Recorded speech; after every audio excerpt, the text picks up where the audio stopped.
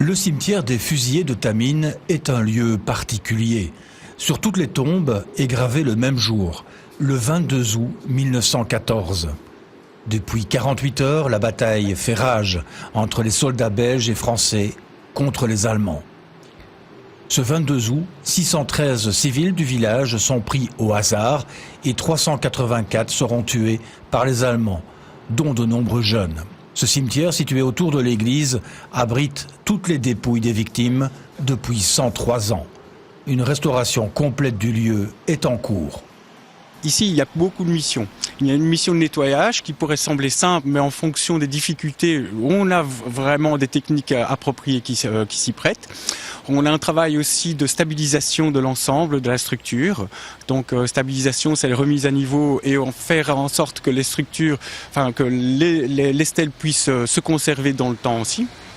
Et un travail de verdurisation aussi du cimetière qui va se faire pour embellir les zones. Ici, on ne cherche pas à changer la structure du cimetière, on cherche véritablement à la stabiliser telle qu'elle est et d'essayer de la conserver le plus longtemps dans l'état. Le cimetière sera restauré à l'identique. Il reste aujourd'hui des vestiges, comme cette croix de bois déposée le jour des funérailles en 1914. On va conserver cette croix en lui faisant finalement une structure qui va lui permettre d'être fixée et de se conserver, comme je vous disais, dans le temps, une structure en plexiglas. C'est la seule croix restante.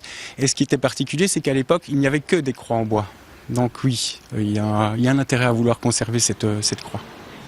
Les textes et des traces sur les tombes illustrent cette page d'histoire.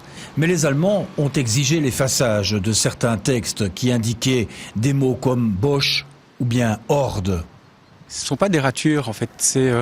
À l'époque, les habitants ont voulu marquer le côté massacre, le côté du massacre. En fait, il y a eu des personnes qui ont été brûlées, d'autres qui ont été martyrisées pour le mot véritablement dans le sens du mot martyr. L'endroit génère une ambiance très particulière. C'est clair, il y a une âme dans ce cimetière.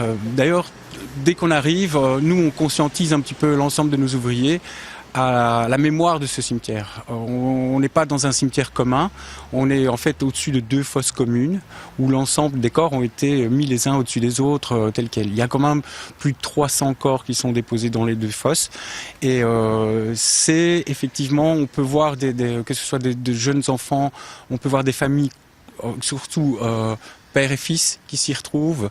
Il y a un vrai cachet particulier dans ce cimetière, effectivement.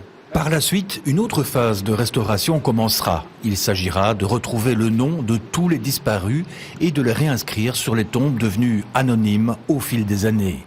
Le cimetière devrait ainsi retrouver son aspect originel pour août 2018. Ce sera une façon respectueuse d'honorer les victimes et leurs familles.